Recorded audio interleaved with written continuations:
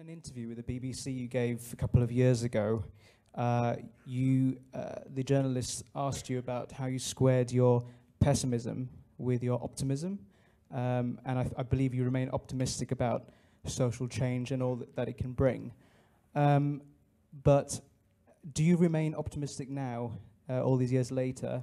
And if so, why? Can you give some examples so that it alleviates some of my pessimism about society? Well, you know, there's a famous line of Gramsci's, but wasn't original to him, but he made it famous.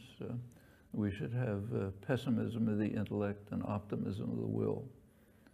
And I think that's a good formula. With regard to pessimism, we have two choices.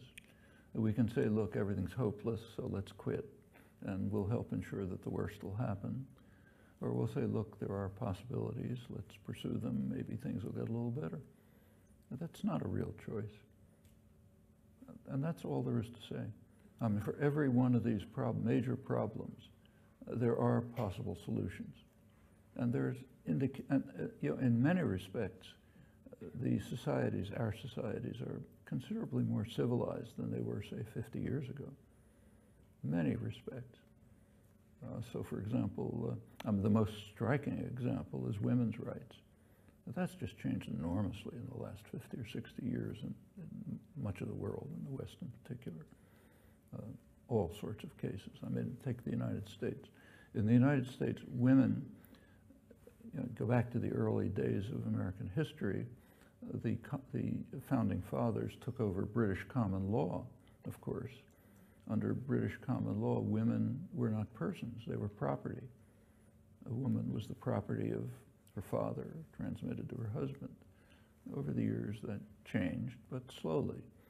It wasn't until 1975 in the United States that women had a legal, guaranteed right to serve as peers in federal juries.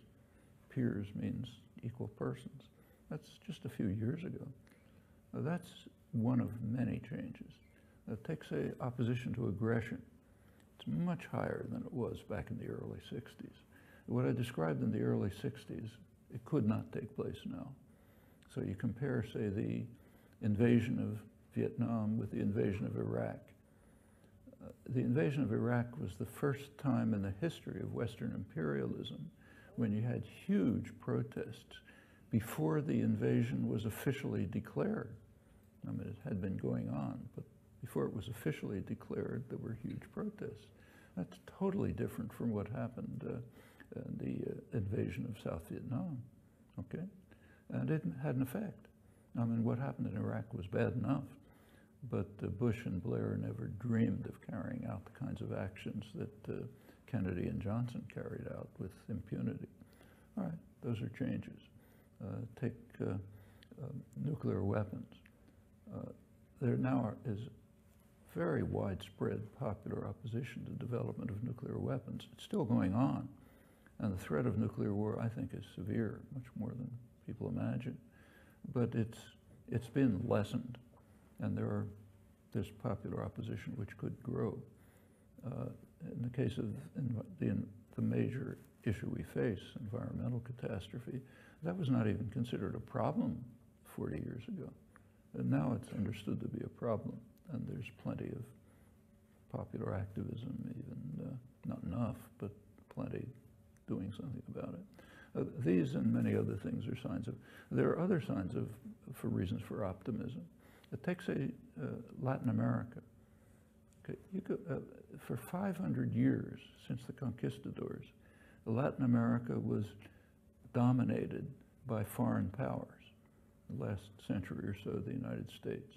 And internally, virtually every Latin American country was run by a small, wealthy, Europeanized, often white elite in the midst of enormous poverty and suffering in basically potentially pretty rich societies.